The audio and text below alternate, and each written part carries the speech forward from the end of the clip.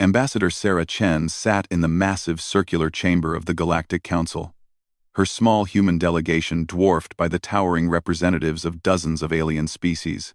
The Zentari delegation alone took up nearly a quarter of the chamber, their crystalline forms catching the artificial light and throwing rainbow patterns across the polished floor.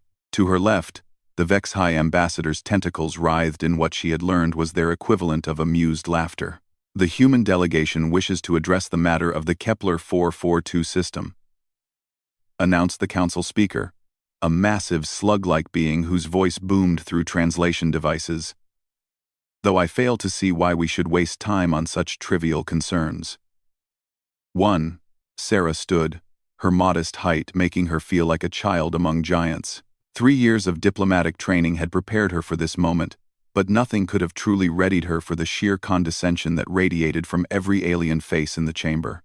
"Honored council members," she began, her voice steady despite the tremor in her hands. "We've received disturbing reports about activities in the Kepler 442 system. Our long-range sensors have detected massive strip mining operations on planets that were designated as protected under the Preservation of Worlds Treaty." A sound like grinding metal filled the chamber as the Thraxian Prime Minister laughed. His species looked like walking tanks, all sharp angles and armored plating. "The humans speak of treaties as if they understand such things," he rumbled. "Your species has been in space for less than 2 centuries. We have been following galactic law for millennia. The Preservation Treaty specifically protects any world showing signs of developing life," Sarah continued, pulling up holographic data on her tablet. "These worlds have complex ecosystems that are being destroyed for mineral extraction. Mining operations that are entirely legal under subsection 447B of the Resource Allocation Accords," interrupted the Zentari Trade Minister, her crystalline voice like wind chimes in a storm. "A treaty signed long before your species even knew other worlds existed." Sarah felt her jaw clench. "But that directly contradicts the Preservation Treaty, which was signed after Earth joined the Council." "Ah, but you see," the Vex High Ambassador's tentacles swayed hypnotically as he spoke. "The Resource Allocation Accords take precedence, as they were established by founding council members. Earth, being a junior member, must accept existing agreements." The chamber filled with what Sarah could only describe as alien laughter. The sound was horrible. A mixture of grinding crystals, whale songs, and electronic screeches that made her teeth ache. "Furthermore," continued the Thraxian, "Earth's own environmental record hardly qualifies your species to lecture others on planetary preservation." Sarah's tablet chimed softly. A message from Admiral Torres back on Earth. Her eyes widened as she read it quickly. The situation was worse than they had thought. "Honored Council," she tried again. "Our analysis shows that at least 12 worlds in the Kepler system are being completely sterilized. Entire biospheres that took millions of years to develop are being wiped out in months. Efficiency is to be admired," commented the Nexari representative, a being that looked like a walking tree with too many eyes. "Perhaps if Earth's mining operations were half as productive, your species wouldn't be so dependent on council trade agreements." Sarah bit back her first 3 responses, all of which would have gotten her thrown out of the chamber. "The point isn't efficiency. It's the preservation of life. These worlds had a chance to develop sentient species given enough time, and now they have a chance to fuel the expansion of species that have already achieved sentience," the Zentari Trade Minister replied smoothly. "The Council has always prioritized practical advancement over theoretical possibilities. Besides," added the Vex High Ambassador, "what would Earth have us do? Halt profitable operations because of human sentiment? Your species has contributed so little to the galactic community that your opinions carry minimal weight in such matters." The words hit Sarah like physical blows. She had expected resistance, but not this level of casual dismissal. Earth had been a council member for 50 years, but clearly that meant nothing to these beings who measured time in geological epochs. "Earth has contributed plenty to the galactic community," she said, her voice rising despite her diplomatic training. "Our medical advances have helped dozens of species. Our agricultural techniques have solved food shortages on 7 worlds. Our artistic and cultural exchanges have enriched." "Yes, Yes, the council speaker interrupted with a wave of his massive appendage. Humans are very proud of their small contributions. But we are discussing serious matters of galactic economics and resource management. These are complex issues that require understanding of systems your species has barely begun to comprehend. Sarah's hands trembled as she looked around the chamber. Every alien face showed the same expression, if it could be called that. Condescension mixed with barely concealed amusement. They weren't just dismissing her arguments, they were dismissing humanity itself. The Kepler 442 mining operations will continue, announced the Zentari Trade Minister. Any interference with lawful, council-sanctioned activities would constitute a violation of the Non-Interference Accord, punishable by expulsion from the council and immediate trade sanctions. You can't be serious, Sarah said. You're essentially saying we have to watch you destroy entire worlds because of legal technicalities. Not technicalities, corrected the Thraxian. Laws. Laws that keep the galaxy functioning smoothly, while primitive species learn their place in the cosmic order. The Nexari representatives' many eyes blinked in sequence. Perhaps this is a learning opportunity for Earth. Understanding one's limitations is the first step toward eventual growth. Sarah felt something cold settle in her stomach. Are you threatening us? Threatening. The Vex High Ambassador's tentacles rippled with what she now recognized as laughter. My dear human, you misunderstand the nature of power in this galaxy. We don't threaten species like Earth, we simply educate them. The Council has been patient with Earth's naive idealism, added the Council speaker. But patience has limits. Your species would do well to remember that Council membership is a privilege, not a right. The message was clear. Sit down, shut up, and accept that humanity was nothing more than a barely tolerated annoyance in galactic affairs. Sarah looked at her small delegation, 3 other humans who had spent decades preparing for diplomatic careers, and saw her own helpless rage reflected in their faces. The matter of Kepler 442 is closed, declared the council speaker. The mining operations will proceed without interference. Earth's objections are noted and filed accordingly. Sarah knew that filed accordingly meant thrown in the digital equivalent of a trash bin. She gathered her materials slowly, mind racing. The legal pathways were blocked. The moral arguments had been dismissed.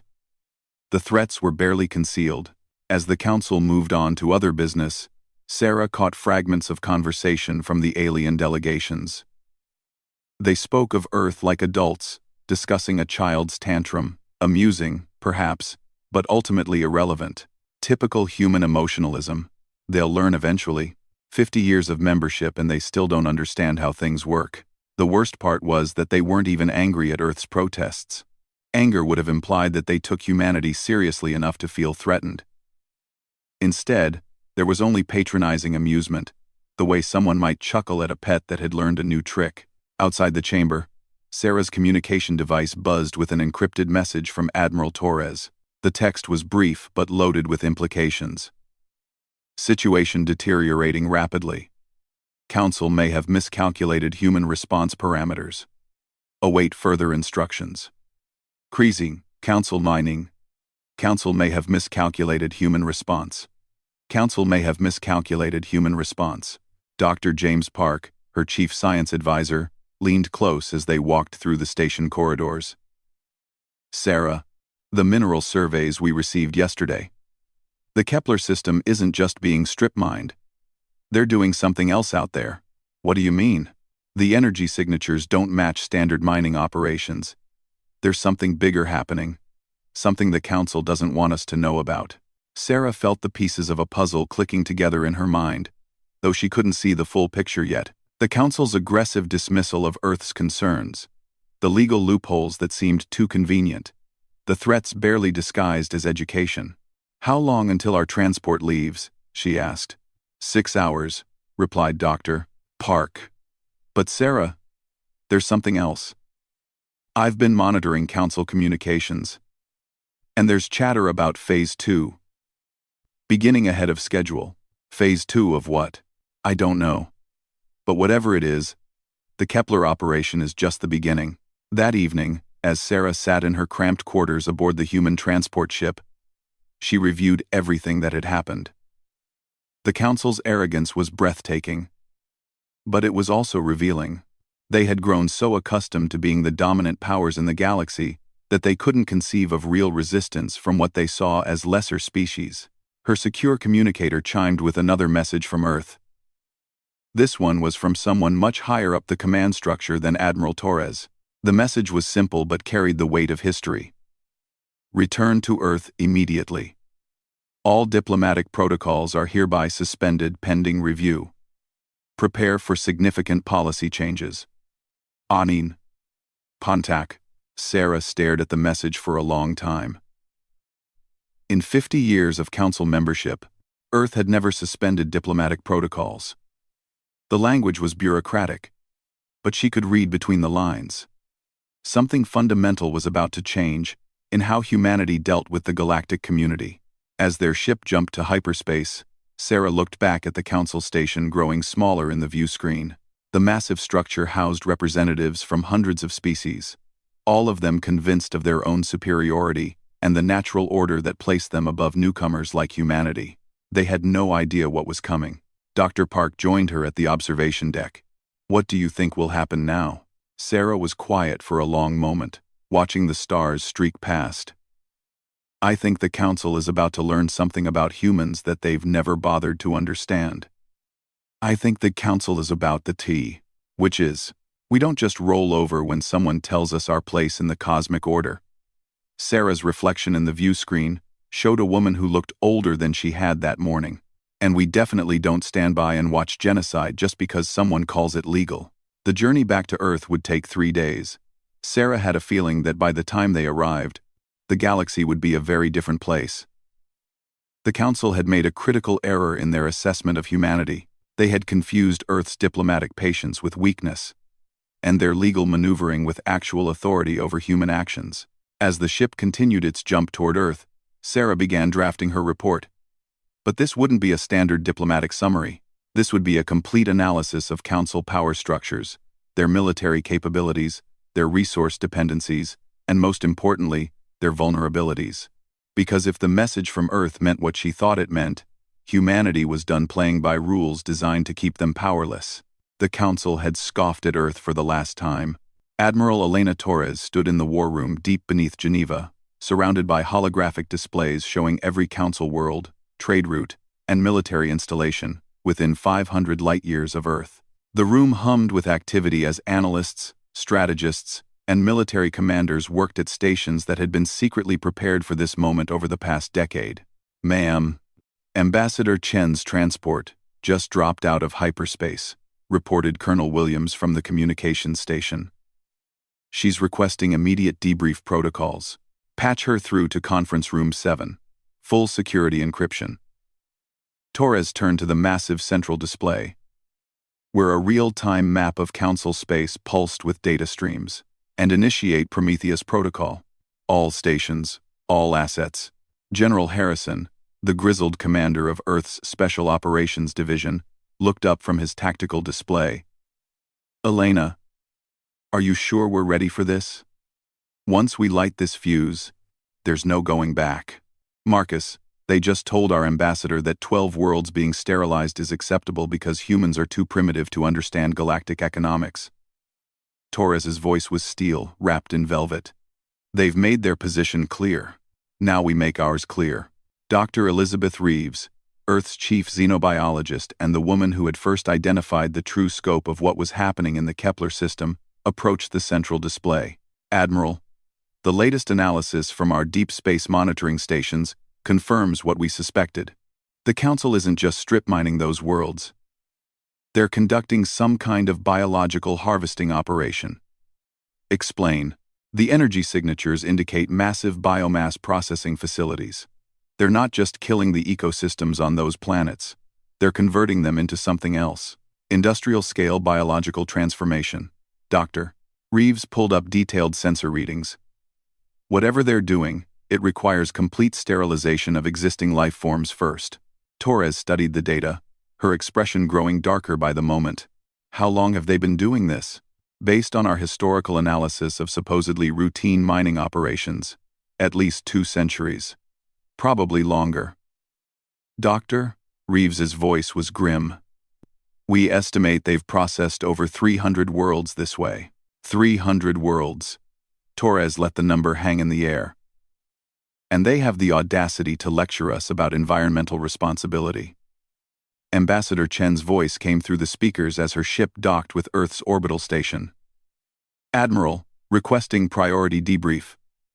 The Council situation is worse than we thought. They're not just dismissing our concerns. They're actively threatening expulsion if we interfere with their operations. Copy that, Ambassador. Report to Conference Room 7 immediately upon arrival. Torres turned to her senior staff. Ladies and gentlemen, as of this moment, Earth is withdrawing from all Council oversight protocols. Dr. Reeves, how long until we have full analysis of their biological processing operations? 12 hours for preliminary findings, 3 days for complete tactical assessment. We don't have 3 days. Torres brought up a new display showing shipping lanes and communication networks. Marcus, what's the status on Operation Backdoor? General Harrison smiled for the first time in weeks. All assets in position. We've had infiltration teams monitoring Council communications for 18 months. Their security is impressive against conventional espionage, but they never expected anyone to develop quantum-encrypted human operatives. Explain that to someone who doesn't have a PhD in covert operations. We've had people inside Council facilities for over a year. Not spies in the traditional sense, legitimate human employees who happen to have access to quantum communication devices that the Council can't detect or decrypt. Harrison pulled up a network diagram. Scientists, engineers, maintenance workers, cultural exchange students. All of them, feeding us information about Council operations, military capabilities, and infrastructure vulnerabilities. Torres nodded grimly. And what have we learned? That the Council is a lot more vulnerable than they want anyone to know. Their entire economy depends on a handful of critical resource processing stations. Their military is spread thin across thousands of systems, and most importantly, they've grown complacent. They haven't faced a real threat in centuries. Dr. Sarah Nakamura, Earth's chief military strategist and a woman who had spent 20 years studying galactic warfare tactics, stepped forward. Admiral, we've identified 47 critical infrastructure targets that would cripple Council operations if hit simultaneously. But that's not even the most interesting part. End quote. Go on. Their entire communication network relies on quantum entanglement stations positioned at 17 key points. Take out those stations, and you fragment the Council into isolated sectors that can't coordinate with each other. Dr. Nakamura's smile was predatory. They built their empire on the assumption that no one would ever be able to threaten their infrastructure simultaneously across multiple star systems. And can we? Admiral, Earth has been developing interstellar capability for 50 years while playing the role of junior Council member. During that time, we've quietly built a fleet that makes their military look like museum pieces. They know about our diplomatic ships and trade vessels. They don't know about the Phantom Fleet. Torres raised an eyebrow. Phantom Fleet? O1? General Harrison activated another display, showing ship schematics that looked nothing like the standard human vessels the Council was familiar with. Stealth ships using technology we reverse-engineered and improved from every species we've encountered. Faster than Zentari interceptors, better armed than Thraxian battleships, and completely invisible to their sensor networks. How many ships are we talking about? 237 fully operational stealth vessels, currently positioned throughout Council space. They've been there for 6 months, gathering intelligence and preparing for this moment.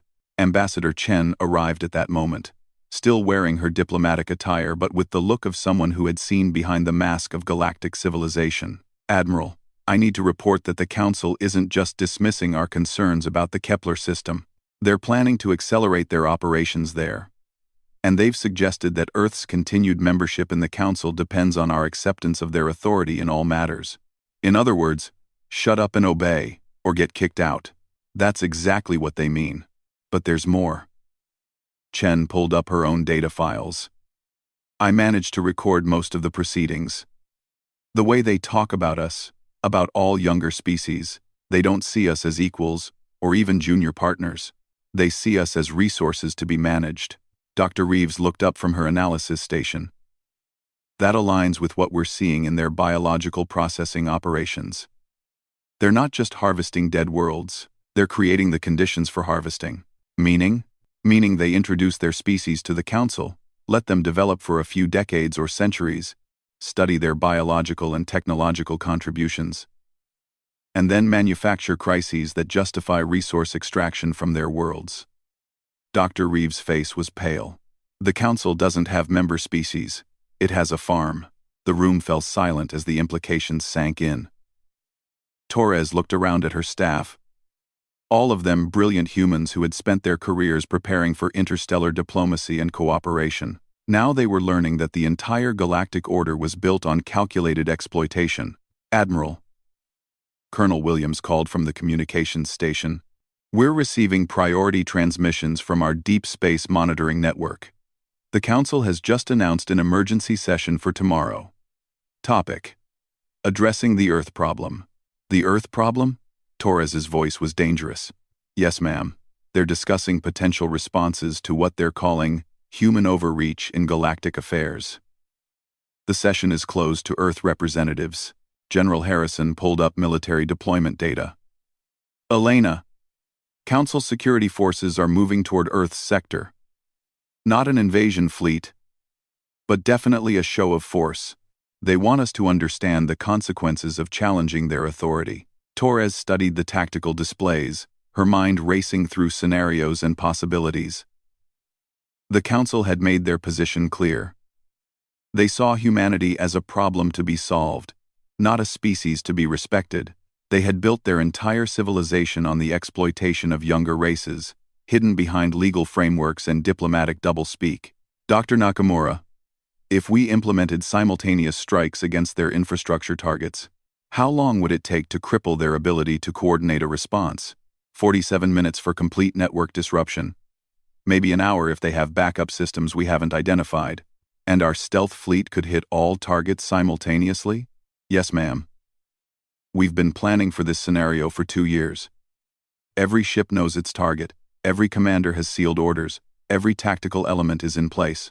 Torres walked to the central display, studying the vast network of Council civilization. Hundreds of species, thousands of worlds, millions of years of development, all of it built on a foundation of exploitation and contempt for younger races. They called us the Earth problem, she said quietly. They think we're a minor irritation that can be managed through legal maneuvering and shows of force.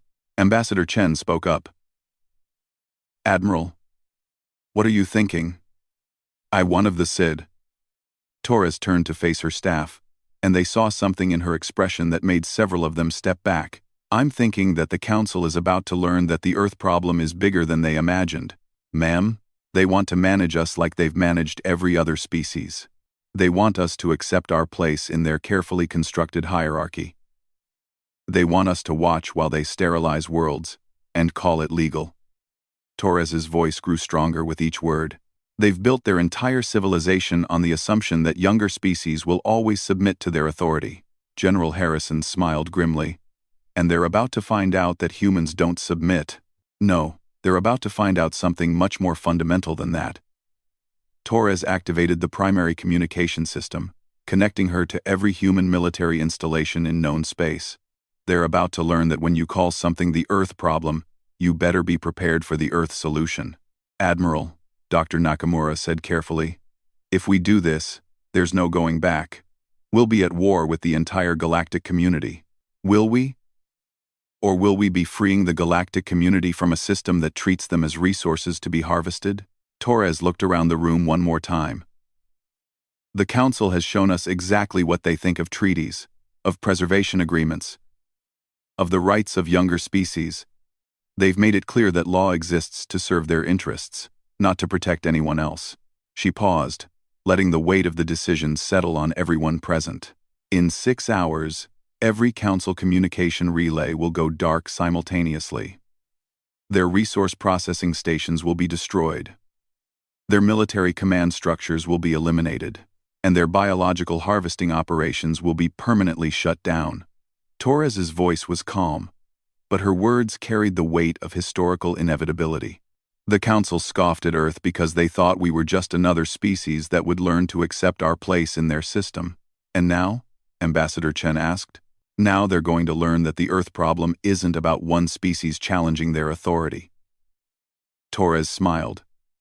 And it was not a pleasant expression. It's about what happens when someone finally says no to a system built on exploitation and calls it what it really is. The war room fell silent, except for the hum of computers processing the final details of humanity's response to galactic civilization. In 6 hours, the Council would convene to discuss the Earth problem. They had no idea that by then, the Earth solution would already be in motion.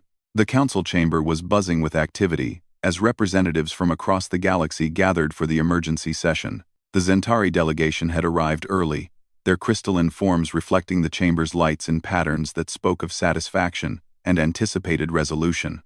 The Thraxian Prime Minister had brought additional security, confident that a show of force would remind everyone of the natural order of galactic politics. Today we address the Earth problem, announced the Council speaker, his massive form settling into the central podium.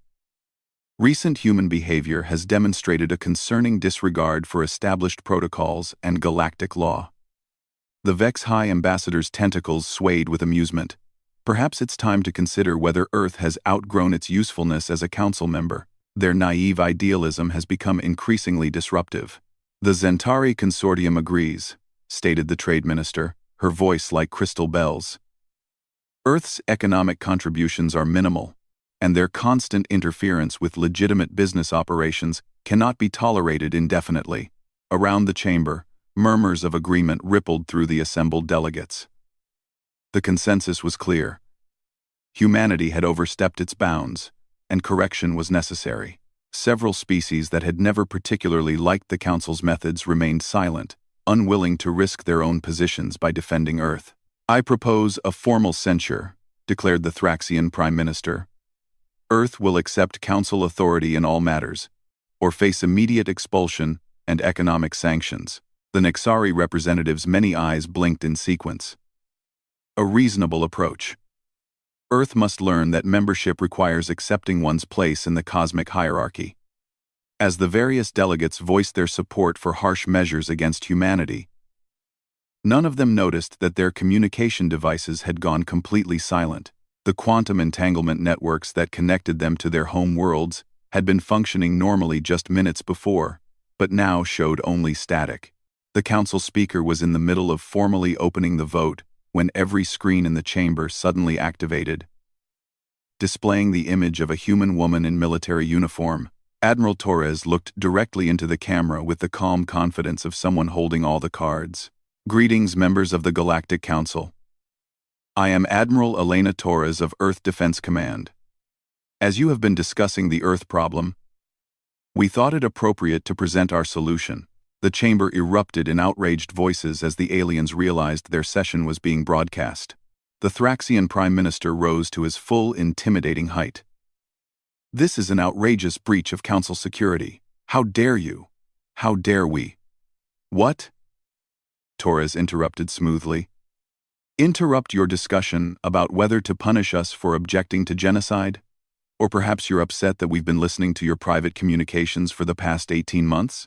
The Zentari Trade Minister's crystalline form blazed with angry light. Impossible. Our security systems are impenetrable. Your security systems are impressive against conventional espionage, Torres agreed. But you designed them to stop the kind of spies your species would send. You never considered that humans might approach the problem differently. On the screens around the chamber, tactical displays began appearing.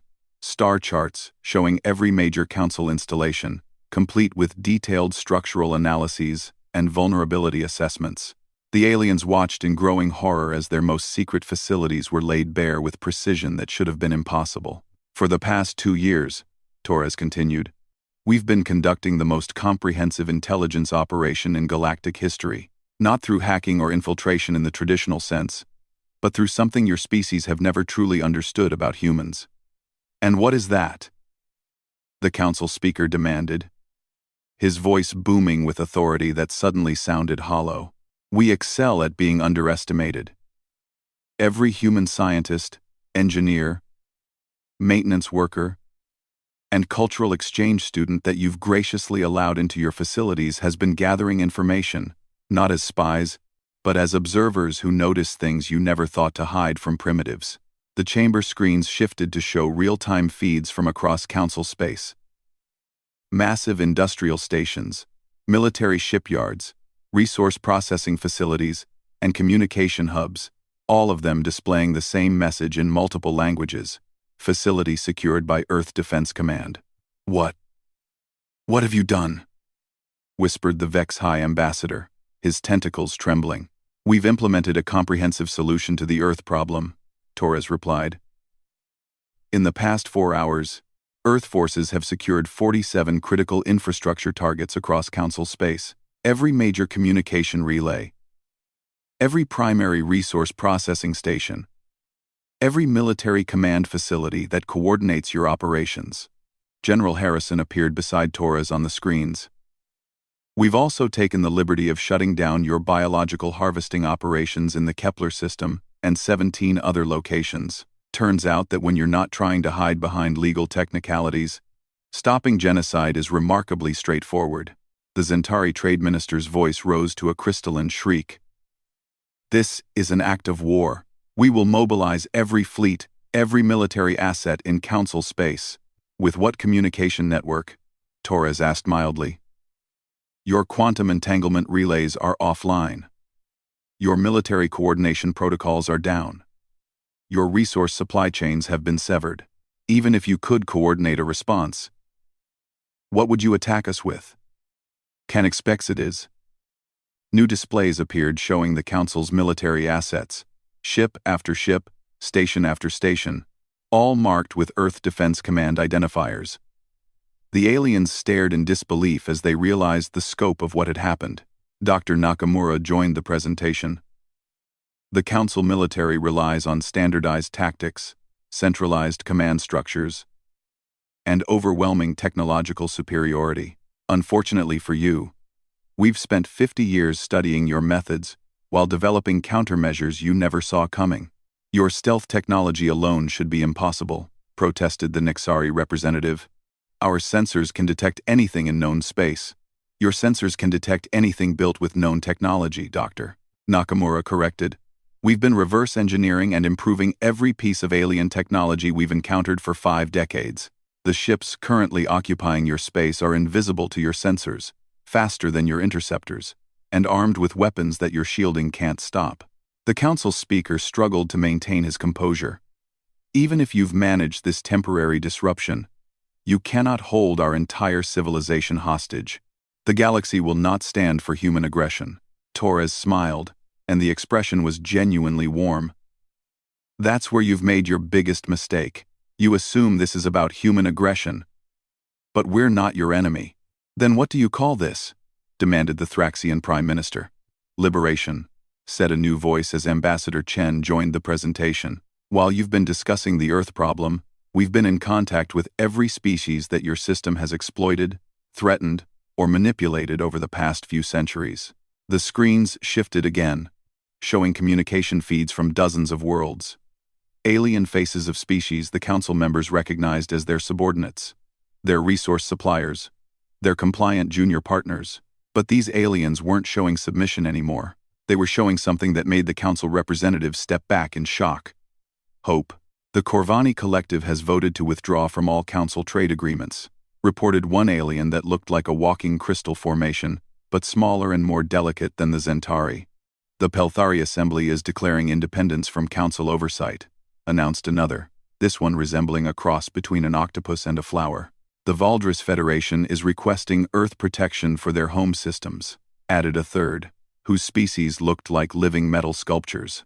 One by one, dozens of species that the Council had considered safely under their control were announcing their withdrawal from the galactic system. But they weren't just leaving. They were actively requesting Earth's assistance in maintaining their independence. The Vex High Ambassador's tentacles writhed in panic. "This is madness. Without Council coordination, galactic civilization will collapse." Will it? Torres asked. Or will it finally become what it was supposed to be? A community of equals working together, instead of a hierarchy designed to funnel resources to a few dominant species. Dr. Reeves appeared on screen with her biological analysis. We've spent the past 6 months sharing our findings about Council biological harvesting operations with every species in your database. Turns out that when people learn they're being farmed instead of governed, they become remarkably interested in alternative arrangements. You're destroying millions of years of galactic development, the Zentari Trade Minister accused. We're ending millions of years of galactic exploitation, Torres corrected. There's a difference. The Council speaker made one final attempt to assert authority. Even if you've managed this temporary chaos, humanity lacks the infrastructure to manage galactic civilization. You'll fail. And when you do, the Council will restore proper order. Torres looked directly into the camera with the expression of someone about to deliver a checkmate. That assumes we want to manage galactic civilization. We don't. We want something much more radical than that. Which is, we want galactic civilization to manage itself. No more hierarchies based on age or technological advancement. No more legal systems designed to benefit dominant species. No more treating entire worlds as resources to be exploited. Torres paused. We want a galaxy where species cooperate as equals instead of pretending some are more equal than others. General Harrison stepped forward. Every species that's requested Earth's assistance will receive it. Not as subjects or junior partners, but as equals. We're not trying to replace the Council's dominance with our own. We're trying to eliminate dominance as the organizing principle of galactic civilization. The aliens in the Council chamber looked around at each other with growing realization. They had built their entire understanding of galactic politics on the assumption that someone had to be in charge. That hierarchy was natural and necessary. The possibility that civilization could function without dominance had never occurred to them. This is impossible, the Nixari representative said quietly. Galactic civilization requires coordination, requires leadership, it requires cooperation, Ambassador Chen interrupted. Which is what we're offering. Not leadership, not dominance, not management. Partnership. Torres made a gesture, and the tactical displays changed to show star charts marked with new territories. Every species that wants to maintain the old system is welcome to do so. Every species that wants something different is welcome to try that instead. What's not welcome anymore is forcing the choice on others. The Council speaker's voice was barely a whisper. You've destroyed everything we built. We've liberated everyone you controlled, Torres corrected. There's a difference, though I understand it might be hard to see from your perspective. The chamber fell silent except for the hum of electronics and the quiet breathing of aliens trying to process a fundamental shift in galactic reality. The Council had spent the day planning to solve the Earth problem through legal maneuvering and shows of force. Instead, they had discovered that the problem was much bigger than they had imagined. It wasn't that one species was challenging their authority. It was that their entire system of authority was being declared illegitimate.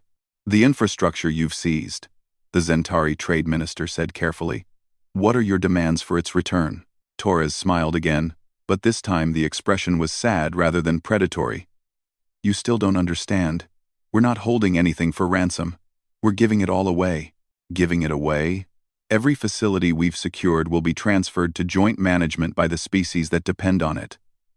No single group will control galactic infrastructure anymore. No one will be able to use resource access as a weapon against others, Dr. Nakamura added.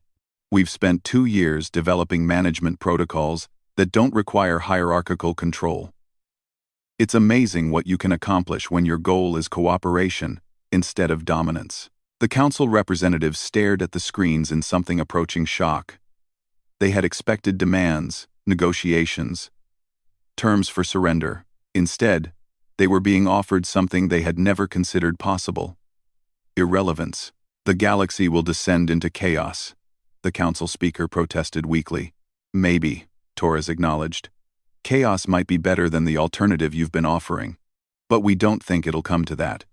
Most species prefer cooperation to exploitation when given the choice. And if we refuse to accept this arrangement, then you'll be free to set up your own systems in your own space, governing your own worlds according to your own preferences. What you won't be free to do is impose those preferences on others. The Thraxian Prime Minister made one last attempt at intimidation. Humanity cannot maintain control over the entire galaxy. Eventually, you'll have to sleep. We're not trying to control anything, Torres replied patiently. That's what you're not understanding. Control was your solution to galactic organization. It's not ours. Then what is? Torres looked around at her staff, then back at the camera. Trust. The word hung in the air like a foreign concept, which for most of the Council species, it was. They had built their civilization on contracts, treaties, legal frameworks, and military enforcement. The idea that galactic society could function on something as unreliable as trust between equals was almost incomprehensible. You're naive, the Vex High Ambassador said quietly. Trust breaks down. Treaties are violated. Order must be enforced. Maybe, Torres agreed. But we've decided to find out what happens when you start with trust, instead of ending with it. The Council scoffed at Earth because you thought we were too primitive to understand galactic complexity. She paused, looking directly into each alien face visible on the screens. Turns out the complexity was artificial. Galactic civilization isn't complicated. Galactic exploitation is complicated. Cooperation is actually pretty simple once you stop trying to figure out who's in charge. The transmission ended, leaving the Council chamber in stunned silence. Outside, through the massive viewports, they could see Earth ships maintaining position around the station. Not threatening, not aggressive, just present. A reminder that everything had changed in the course of a single day. The Council had called it the Earth problem, confident they could solve it through established procedures and traditional power structures. Instead, they had learned that humans had been solving the Council problem for years, with a patience and thoroughness that made their own planning look primitive. The galaxy would never be the same, and for the first time in centuries, that might actually be a good thing.